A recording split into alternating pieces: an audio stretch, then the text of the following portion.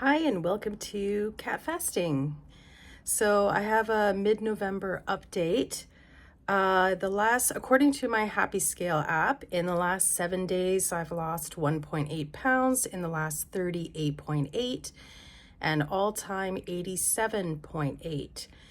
So about a week and a half ago, I did an OMAD experiment. So that's 1 meal a day. So for 6 days in a row, I had 1 meal. No restricting calories except for one day on the Tuesday. So it was Saturday to Thursday. On the Tuesday, I did a 500 calorie down day, low carb, for no particular reason other than it just worked out really well for me. And it worked. It broke my stall. And I was able to follow those days with a 48-hour fast and felt great, and it was easy. So I think, mentally it was diet fatigue, and I'm assuming just at some points I'm going to go through this. There's been a couple times since I started therapeutically fasting that I took sort of a break. The disappointing thing about eating every single day with no restriction is I did have a lot of food stacking. So it was very uncomfortable going to bed at night with food still digesting in my stomach. I did not sleep well at all.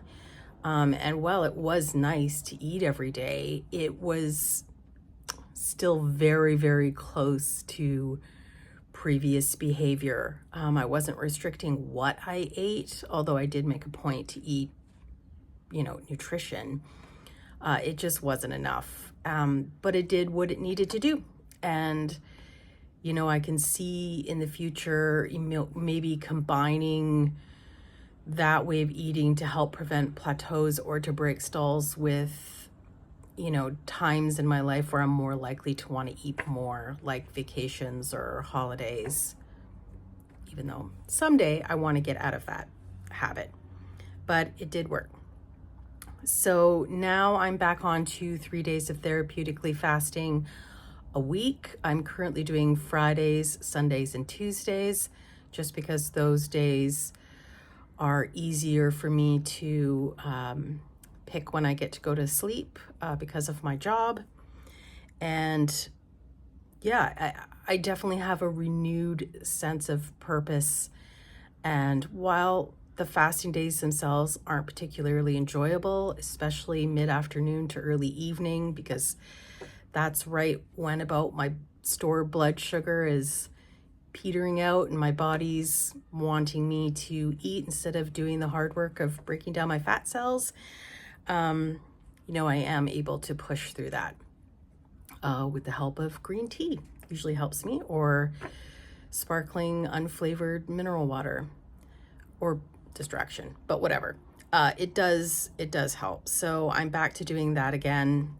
And I'm really close, even though I know BMI it's too generalized of a metric. It's still somewhat nice to know that I'm going to go from obese to overweight. And that's just a few pounds away now. So I'm kind of hoping I'll get more of an emotional reaction from that.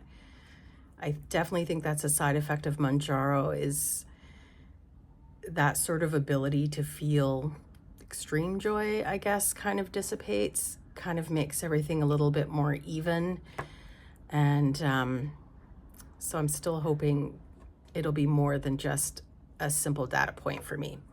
But I'll definitely update when I reach that goal. So one thing that I've been noticing as well, I'm currently on 10 milligrams, and it does wear off by day 5. By day 5, I really have to fight against my cravings. Today is day 7, and technically I should be taking my shot today, but I'm going to delay it until Friday evening, because I'm going to be starting 12.5 milligrams in, I have 3 more doses of 10. Then I'll be going to 12.5. And I want to be taking 12.5 Saturday nights or Sunday mornings. I do want to try to shift my schedule a little bit, or at least I'm going to experiment with it. So I do have to go through sort of this tough few days, keeping my fasting schedule, but pushing it a little just so I can get on a different program. And we'll see how that works. I've been watching a lot of Dr. Jason Fung's videos recently. I do it every once in a while as a refresher, just to remind myself about how fat loss works and what I really should be working towards. And he's put out some good ones in the last couple weeks about how fat loss is directly related to insulin. I do eat a lot of carbs and I still have a small sugar problem. And I do like my treats. And my first goal in this journey on this medication was to nail down fasting. I wanted to make sure I could do fasting. And I've almost totally succeeded with the exception of fatigue, but maybe that's just part of it. But it does, because I eat so much, so many carbohydrates, it takes me longer to go from, burning the glucose of the food I'd currently eaten, and then of course the glucose that is stored in my liver and in my bloodstream. It takes a lot longer for that to deplete for me to kick into fat burning.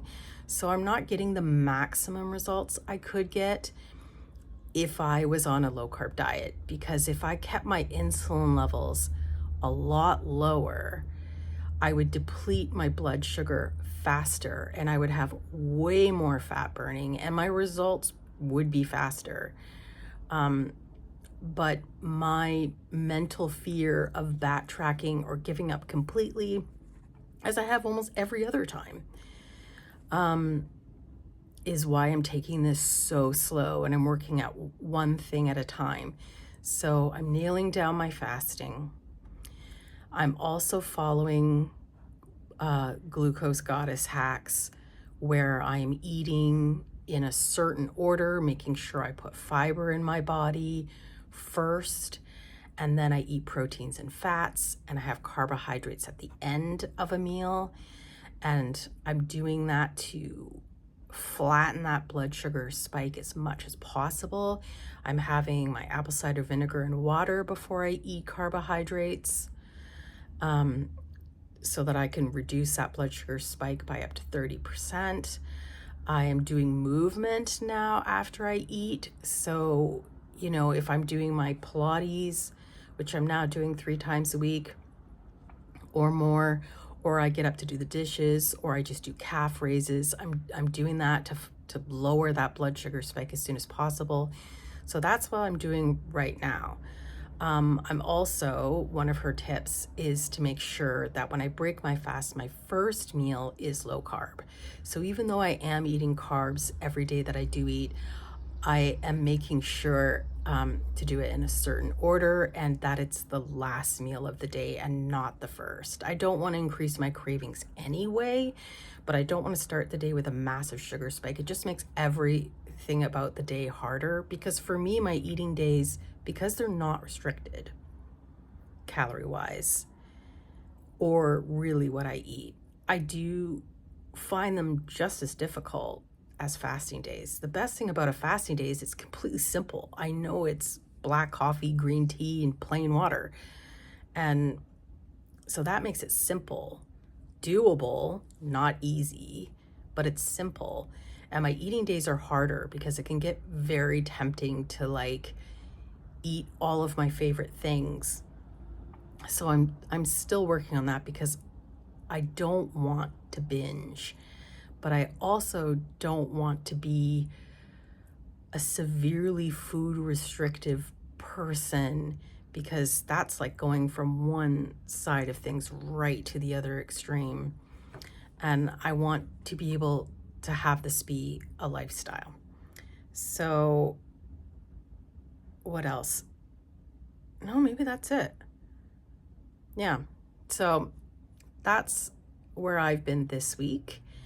And still a challenge with Christmas and craft fairs with samples and things like that coming up. But if I can maintain my therapeutic fasting, and if I continue to make my eating days as nutritionally dense as possible, I think I can go into the new year being very happy where I am. I do really want to get into that overweight category before Christmas. I know it's horrible to have a number goal, but it's something I've got my eye on, and I really, really hope I can get there. Because mobility-wise, I'm still having the same knee problems as I did 87.8 pounds ago.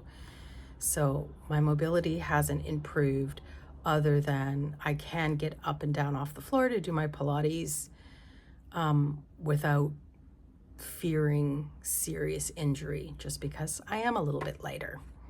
And I'm also wearing super baggy clothes right now because I'm too cheap to replenish my wardrobe if I don't have to.